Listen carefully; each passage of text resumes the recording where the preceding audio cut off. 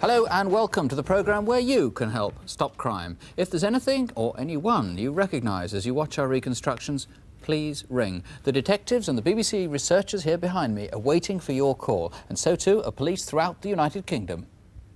Thanks to Crimewatch viewers last month, a number of people have been helping police with inquiries. You might remember we showed a photograph of a man wanted for questioning in connection with the murder of Mrs. Bronwyn Nixon, a Lakeland hotelier who was found dead at her home in Ambleside 5 weeks ago. As a direct result, within 2 hours of the programme, a man was detained by police in London and later charged with murder. Earlier today, he appeared before a court in Windermere and was remanded in custody. We also showed you the photo of a man wanted in Nottinghamshire in connection with mortgage fraud. A viewer in Bristol thought he recognised the man, so he called the studio. 10 days ago, as a direct result of that call, a man was charged with 5 offences of fraud and has been detained in custody. Earlier this month, 2 armed robbers began prison sentences as a result of a call to the programme. Back in March, we showed a security video, and a viewer recognised this man who just robbed an East London building society. He has now been jailed for 7 years on 4 separate offences, together with 2 accomplices who were convicted of related crimes. In our first case tonight, police are looking for a random killer, a man who's killed once and might kill again. His victim was a girl of 19, and detectives are appealing to you to watch this reconstruction very carefully to see if you can help. Think back to just before the New Year, Sunday the 29th of December. It's the first Sunday after Christmas. The place? East London. Beside the canal at Hackney is an area of workshops and printworks, largely silent for the Christmas holiday. That Sunday, December the 29th, the roads here were deserted. But one printer's, Fairway Graphics, had deadlines to meet, and because of problems with machinery, Paul Tidyman, an assistant printer, had been asked to stay behind to do some overtime. Oh, Alison. Yeah, look, it's me. Look, I'm going to have to work late tonight. Is that all right? Yeah? Do you want to come over here? Well, you better tell me how to get there then. Although Alison had been Paul's girlfriend for 3 years and they'd been engaged for 2, she'd never been to where he works. Cross one road and you'll see Fairway Graphics on the right-hand side. All right? Now walk through the gate and I'll be there. What time shall I leave? Well, if you leave between about 5:30 and 6 o'clock, then I'll start looking out for you from around 7. All right, see you later then. Bye.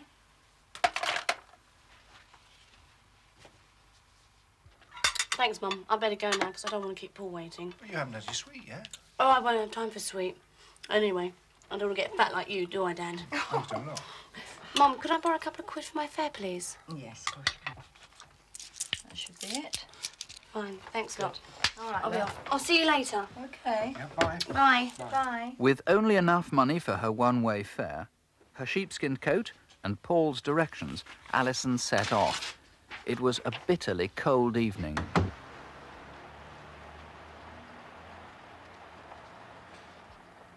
Alison walked 300 yards to the bus stop outside Upminster Bridge tube station. A passerby remembers seeing someone like Alison standing there, waiting, at around 5:45.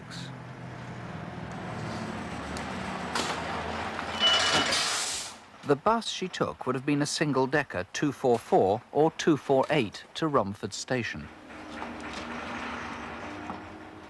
The journey would have taken about 10 minutes. From Romford, she took a 20-minute train journey to here, Stratford in East London. It was at Stratford station that detectives had the last clear report of Alison being seen alive by the ticket collector, Rose Lee. Excuse me, I think I've got myself lost. I've just come from Romford and I want it to Hackney Wick. Well, why you've got to go straight back down to the bottom, into your left, over the bridge number 1. Number 1. It's been freezing, isn't it? Yeah, you've really tough. Thanks. Bye.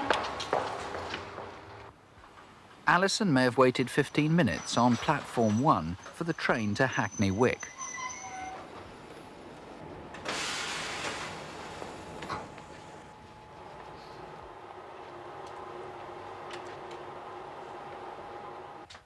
This is the North London Link line, just after 7 o'clock, and Alison might have been the only passenger.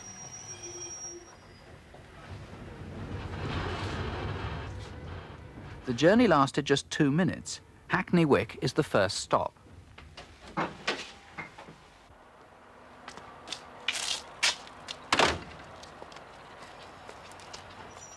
Police believe Alison arrived here at about 7:10.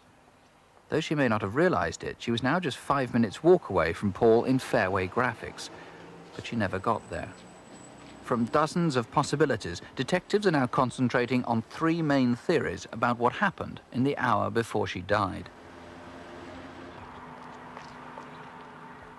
Theory 1 is that Alison was followed from the train.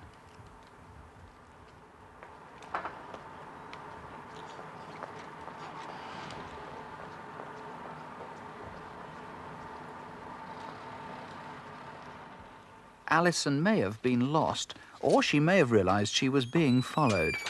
A minicab company remembers receiving a call from a young woman at 7:13. Hello, I'd like a cab, please. I'm at Hackney Wick Station, and I want to go to Hackney. A delay? How long of a delay? Either her time ran out, or she couldn't wait. The line went dead. The cab telephonist remembers that the caller sounded distressed.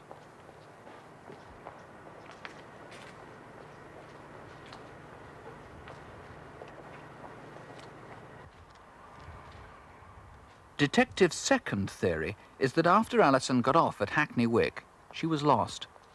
Having made the call and failed to get a cab, she walked 50 yards to the junction with Berkshire Road. If she'd walked straight on, she'd have got to Fairway Graphics in 2 minutes. Instead, she may have turned right and continued down Wallace Road. It leads to the canal and to a printer's yard where people go looking for discarded proofs of girly magazines. It could have been she met her killer here.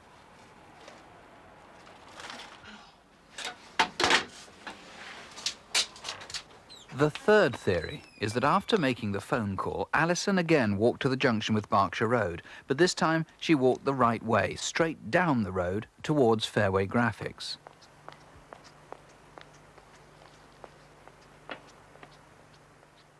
When she got there, she would have seen the sign saying Atlas Works, which she knew was another name for Fairway Graphics. But instead of going to the main doors, maybe she turned down to the side. It leads to the canal.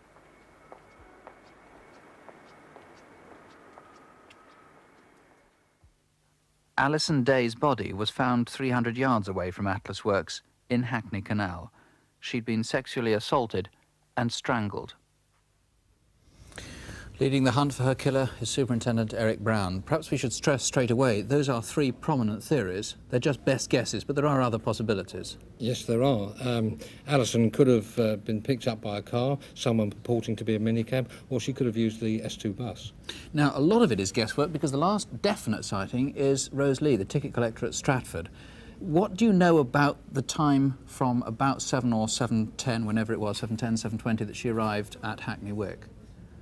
Well, she got off the train at the telephone box. She made that telephone call, and eventually her body was found in the canal at 8:10. How do you know she went into the canal at 8:10? Because her watch stopped at about 8:10, and it's been examined forensically. And we can say that it did stop immediately. It went into the water, and other forensic examinations confirm that. So she got off the train at 7:10 or 7:20 and was in the canal by 8:10? Yes.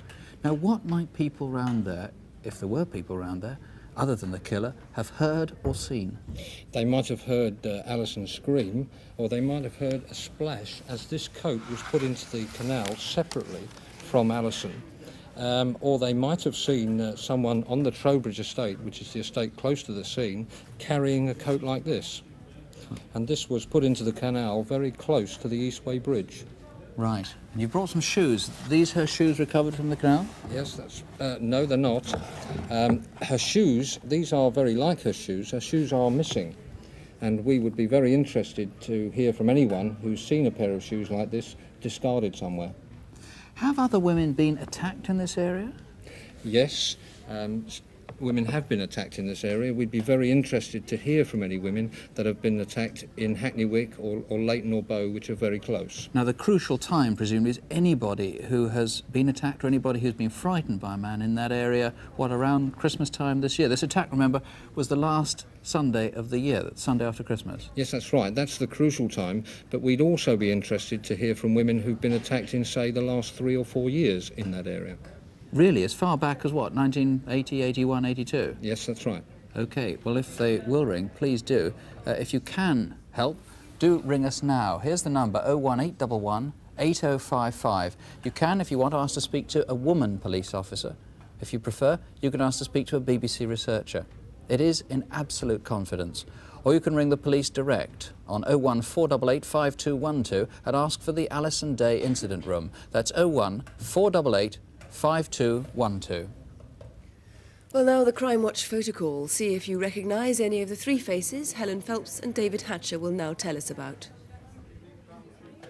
First to Gloucestershire, where police want to interview this man, Vernon Bentley. He worked in Gloucester between June and December 1984, specialising in financial advice for small businesses.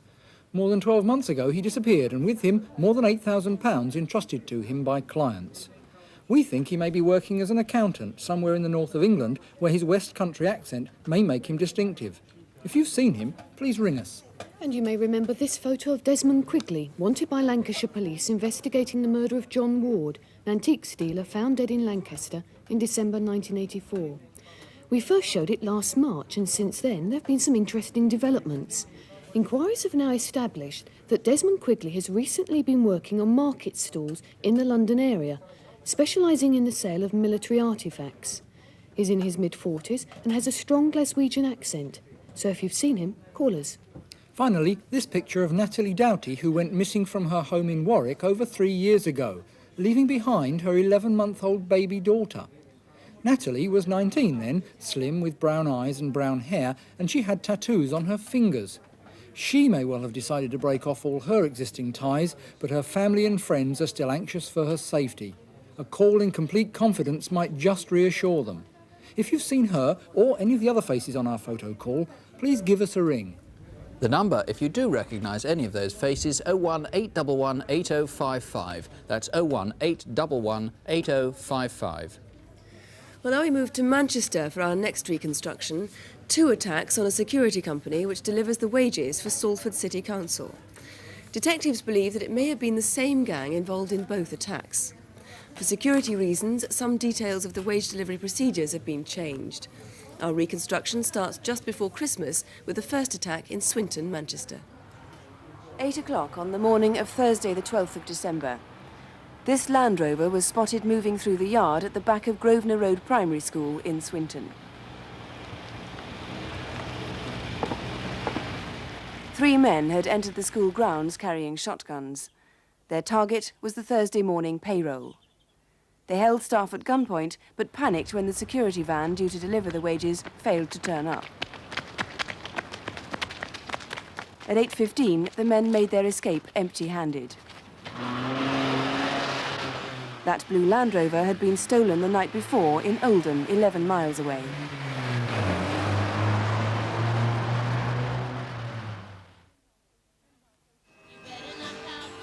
Ten past 8 in the morning on the following Thursday, December the 19th. 2 miles away in Eccles, it's another wages day, the last before Christmas. Mrs. Entwistle, cleaner at the youth centre, was getting the place ready for the Christmas party. There were few people about to witness what followed.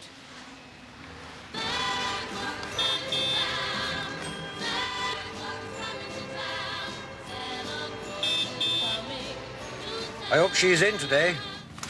She was off last week. I won't be a second.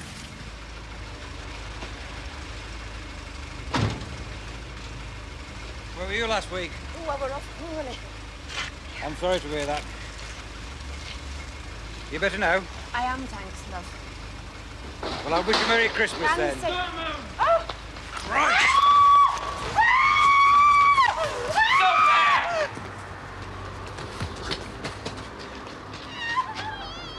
Stop right there! Come here!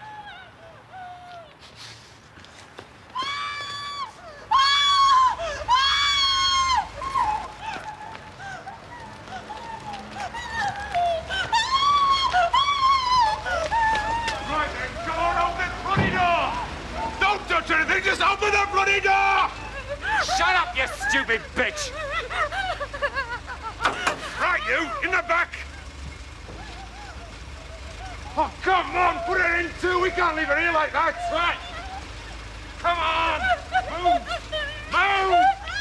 Come on. Get in.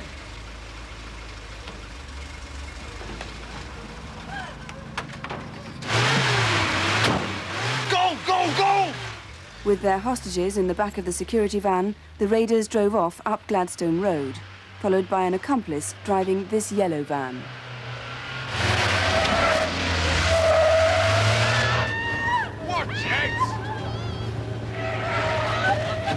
If she doesn't stop bloody screaming, shoot her!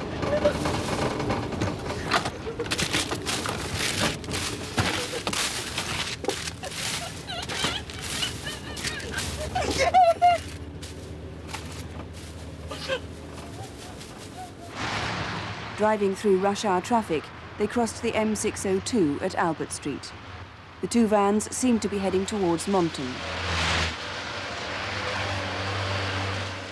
But they must have known the area because less than a mile outside Eccles, they turned off down a small service road towards some secluded garages. Right, this is it. Bloody George here yet.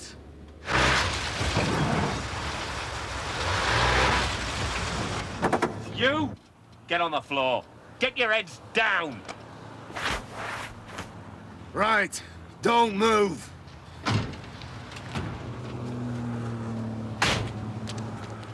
They abandoned the vans and ran back towards Monton Road. They probably cut through this car park behind Annesley Court, a block of flats. A stone's throw from the M602. And they got away with £100,000. Leading the inquiry is Detective Inspector Arthur Provost. Why do you think it was the same gang involved in both those attacks? Well, I believe that there are certain details which tend to link these two crimes. For example, both crimes were committed early on successive Thursday mornings. In each case, the target was an armoured guard security vehicle, and most significantly, in each case, we have 3 masked robbers, 2 of whom have sawn-off shotguns. Well, let's look at that Manchester connection. In the first attack at that school in Swinton, they used a blue Land Rover which was stolen the night before in Oldham. In the Eccles raid, their yellow Transit was stolen from Kersley in Bolton, Greater Manchester. That was the night before the robbery. And a white Ford Escort was stolen on the morning of the robbery in Eccles, and that was found a few days later dumped in Stretford. And so presumably that white Escort is a pretty significant clue. Yes, indeed. We believe this could have been the getaway vehicle. It's certainly a possibility. Now, that vehicle was abandoned in the Gorse Hill district of Stretford at lunchtime on Christmas Eve. So we'd be very interested in anybody who saw that vehicle between the 19th and the 24th of December. Right, and it's just those dates we're interested in, not in anybody who's seen it since then, of course. No, just those dates. And it's XBF 686J, just to remind you. You've one of the guns that was used in the raid with you now. What's significant about that? That's correct. We recovered this sawn-off shotgun from the rear of the stolen yellow Ford Transit van. And marked on the breech of this particular shotgun are the letters and numbers YA14078. So if anybody can come forward and identify that. Incidentally, it's a very dangerous weapon, I gather, for the person who's using it, because it's so unsafe. It is in very poor condition, but I'd be very interested in anybody who recognises this gun as it is now, or as it was in its original state, with a complete barrel and complete stock. Right. And what descriptions do you have of the men involved?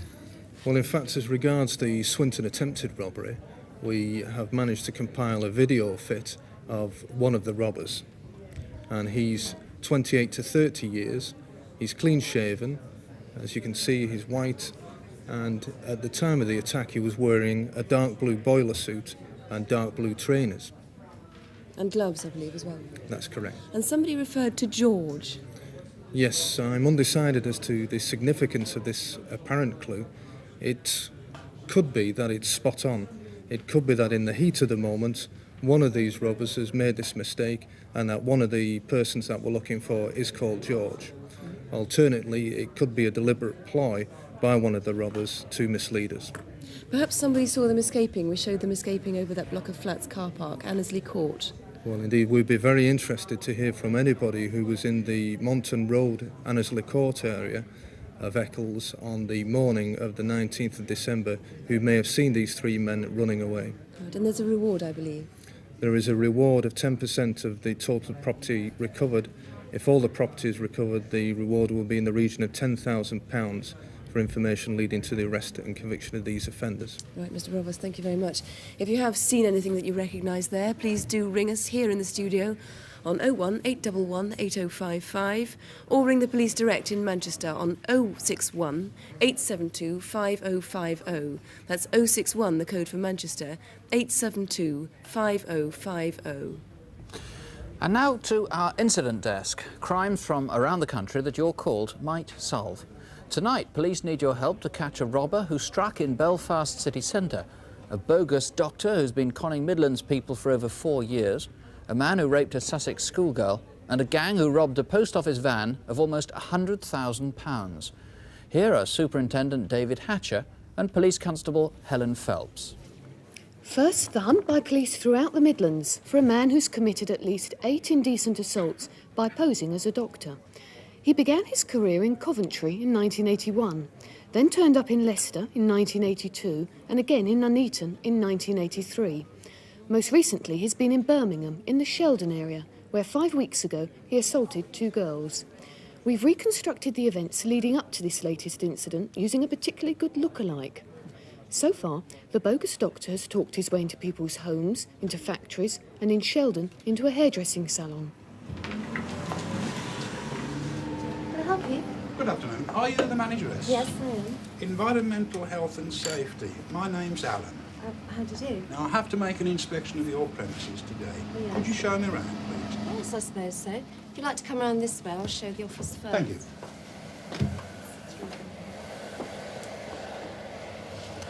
And this is the kitchen through here. Yes, well, that all looks nice and clean. Now, do you have any YTS trainees employed here? Yes, I've 2 girls here at the moment. I see. And have they had a talk from health and safety before? Not that I know of, no. I shall have to have a word with them on health and safety at work. Perhaps I could see them one at a time in here. OK, then. Susie, gentleman here from Health and Safety. I'd like a little chat to you. If you'd like to go next door, I'll take care of your lady for you. All right? She and another girl were both indecently assaulted by the bogus doctor. He's quite striking at over 6 feet tall, but his white beard may be a false one. If you know who he is, or think that he may have visited you, then please call us. And a word of caution, doctors and health officials don't usually call or make inspections without a prior arrangement.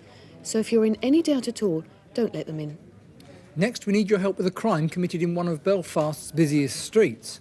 Late in the afternoon of Thursday the 2nd of January, 4 men were involved in a robbery at the National Provincial Building Society on the corner of Berry Street and Royal Avenue. It was just before 5 when they made off with £2,000 stuffed in a white bag. This is a photo of one of them caught in the act. He's 20 to 30 years old, 5 foot 7 inches tall, with a slim build, swarthy complexion and several days' growth of beard. If you think you know him, please give us a ring. For 7 weeks now, police in Sussex have been hunting a man who raped a 14-year-old girl. On Thursday the 9th of January, the girl went on a cross-country run from her school in Crawley. At about 10 a.m, as she ran along the A23 towards Cheels roundabout, a copper-coloured Vauxhall Chevette Estate pulled up in front of her. The driver asked the girl for directions to Horsham. He claimed to be disabled and insisted she showed him the route on a map. At that stage, she was dragged into the car, driven 2 miles along towards Pease Pottage to a quiet country lane where she was raped. We've got a good description of the man. He was between 35 and 40 years old, about 5 foot 10 inches tall, well built, with fair hair. The girl remembers he didn't sound like a local, and despite that disabled sticker on the car's rear window, he wasn't disabled. Perhaps the most important clue was the driver's map. It had pencil markings around Dorking with the name Audrey written on it. If you've any idea who the girl's attacker is, or if the name Audrey means anything at all, please ring us in complete confidence. Finally to Bournemouth on the south coast and a visit from 3 men who weren't in town for the sea air. Their target was a £90,000 pension delivery, and our reconstruction of their attack was filmed by Crimewatch South. At 9:35 on the morning of Thursday the 23rd of January, the pension money was delivered to the Charminster post office. Right, follow that car. Move it! As the convoy tried to pull away, it was blocked in by a bus. Come on, get this stuff out of the way.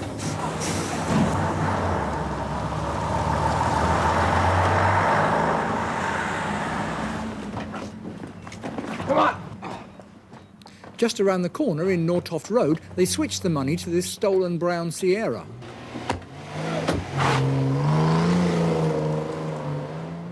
A passing motorist who saw the robbery gave chase, but was soon warned off.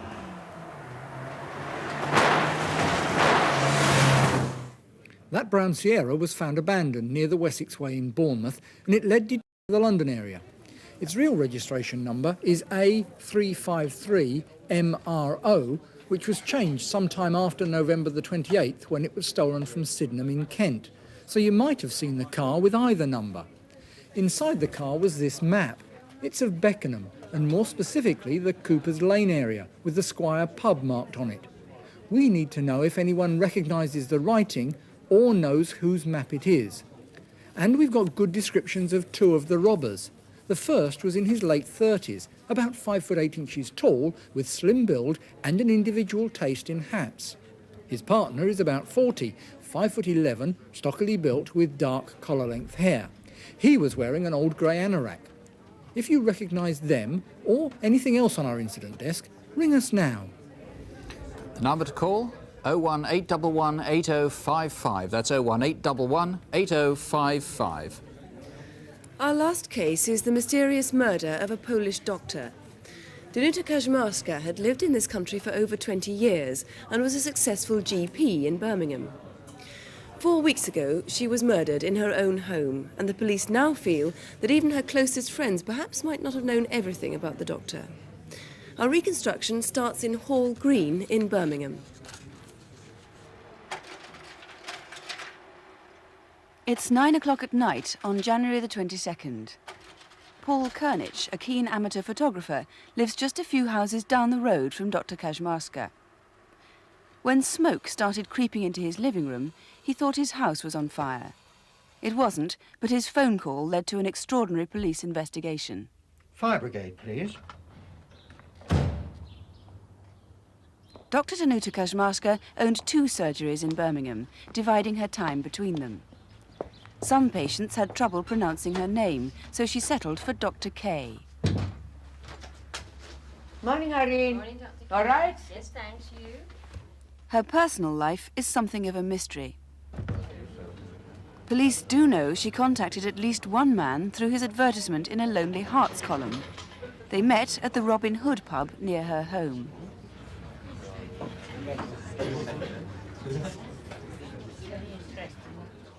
Dear Box 9199, I am a university graduate in a full-time profession within your specified age group. Interested in people, travel, reading, eating, and drinking, but not in sport. A smoker, solvent, without any ties, bored and fed up at times. If you wish, you may contact me by ringing the following number and asking for Kate. You live on your own, then? Yes. I used to live with a friend for some years, but there was a terrible accident. He died in a fire. Well, that sounds awful, Kate. I may call you Kate. Well, I have to tell you, that's not my real name. I put Kate to answer your advertisement, but my name is Danuta. I hope you don't mind. Not at all. Here's to the real lady, Danuta. And to you. This man has already provided detectives with invaluable information.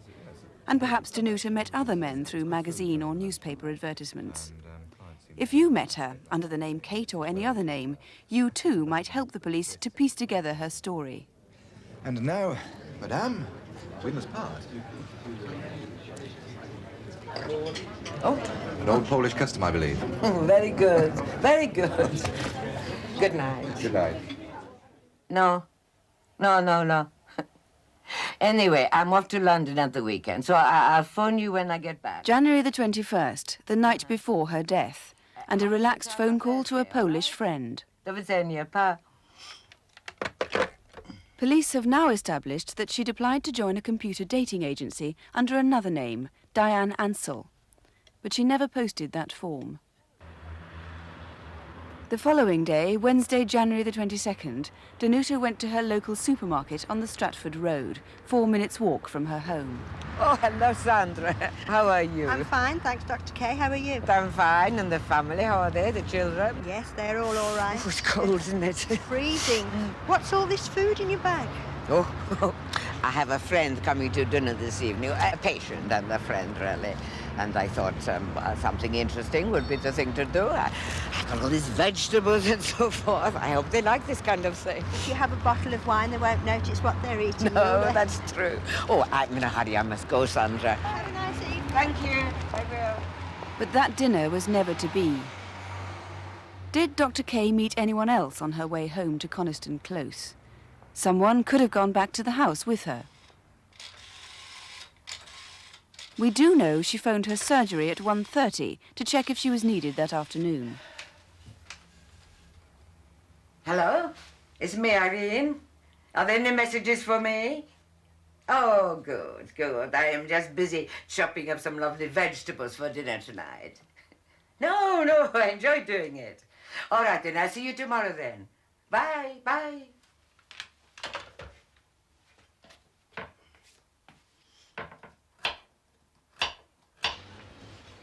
At 3 o'clock, she was back at that same supermarket buying a bottle of red wine. The cashier, Helen Mills, has a good reason to remember her visit. Any cigarettes? No, thank you. 2.25, please. Here we are. Thank you. Oh, the other lady, she's not in today. She is. She's helping out on a different department at the moment. I see. You Is change. she still suffering with her cough? She is, I'm afraid, yes. Well, I've got her these tablets. Tell her to take one every 4 hours. That should sort her out. Oh, thank you very much. That's No kind of trouble. you. No trouble at all. Goodbye. Bye-bye. At 3:30, a neighbour saw Danuta returning to her house. She was alone then, but her murderer must have been nearby and was almost certainly someone she knew who was perhaps already in the house.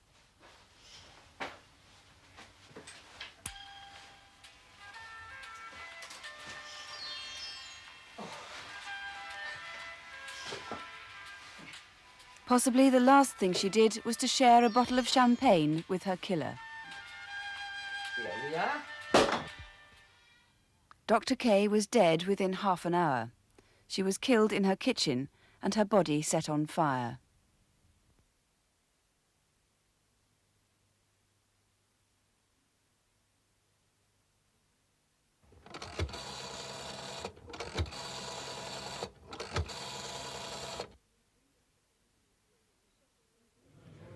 Well, it's such a shocking murder. Detective Superintendent David Speak, you believe it must have been someone she knew, although not the lady who was due for dinner with her that night. It definitely wasn't her. But why do you think it was someone she must have known? Well, there was no sign of any forced entry to the house, and obviously the person who was allowed into the house was welcomed by the doctor. And in fact, when he left, he double-locked the mortise lock and took away a key identical to this. In fact, we haven't found that key. So it seems that he might have known the house quite well if he knew how to lock the house and what keys to use and so on.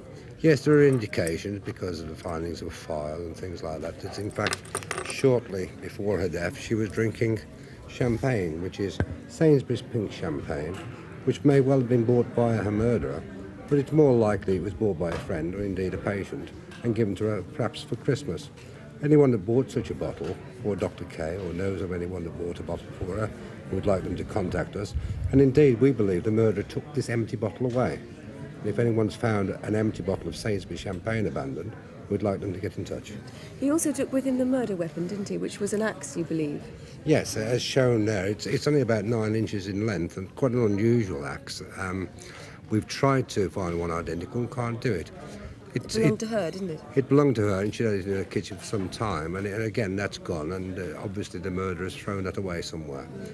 So whoever killed her took the keys, the empty bottle of champagne and the axe with him. He must have been quite conspicuous. One would think so, but what we haven't had is anyone getting in touch of seeing anyone walking from Coniston Close onto the Stratford Road or in Hall Green on that day, and anyone that saw any person walking from that area would like them to contact us. Perhaps they will tonight.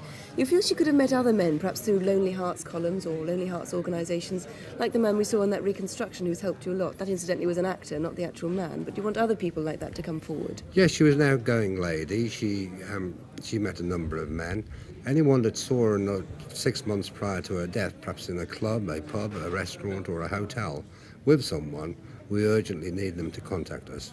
So anyone who might have seen her with somebody is very important. She's a very memorable lady. Yes, indeed. Right. Well, let's hope somebody does come forward. Thank you very much indeed. And the number to ring, if you can help at all, is 01 811 8055. Or if you prefer, you can call Birmingham Police Direct. They're on 2 numbers, 021 772 1065 or 021 772 1033. Just repeat that. That's 021, the code for Birmingham, 772, either 1065 or 1033.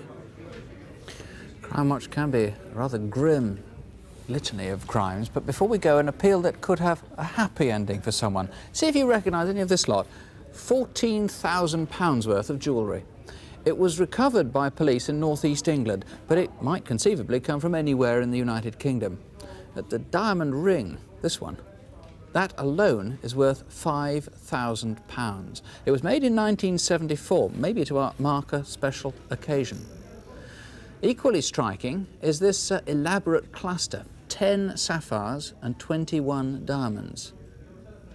And this we're just coming to here, 18-carat gold bracelet. That has figures engraved on it, 75098VIMAR. Do you recognise that? They may mean something to someone. And there's also this collarette and matching earrings. Now we know that's made in London. It's valued at nearly £1,000. Is it yours, or do you know whose it is? But the most distinctive item, and somebody somewhere must surely recognise that, it's not a piece of jewellery at all. It's this leather-bound autograph book, and it contains sketches that date right back to the 1920s. I've marked some because it's terribly distinctive, and if you've seen this once, you'll certainly recognise it. The name on this one, H.H. Rickson, June 1925. Do you recognise that? Or again, if we go closer into it, there are other names, W.W. Wilcox, H. Ollivant. Do you recognise that picture there? And there are many others. This is perhaps the most distinctive. J. Dutton is the signature on the bottom, January the 28th, 1922. Beautiful, beautiful pictures all the way through it. There is another one. Someone must recognise it. The number to call if you do, 01811 8055. 01811 8055. Our lines are open until midnight. We'll be waiting for your call. And all the other numbers are on CFAX, that's on page 186, and so is the address. Crimewatch UK, BBC TV Centre, London W12 8QT. Next month's programme is, as usual, on the last Thursday of the month. That's Thursday, the 27th of March. But we'll be back to tell you what's happened tonight in an hour and a half from now. That's Crimewatch UK Update at 11:40. Do remember, the biggest penalty we pay for crime is fear. Please don't let them frighten you, and please don't let us frighten you. We've shown you more crimes tonight than you're likely to encounter in several lifetimes. So don't have nightmares. Do please sleep well. Good night. Good night.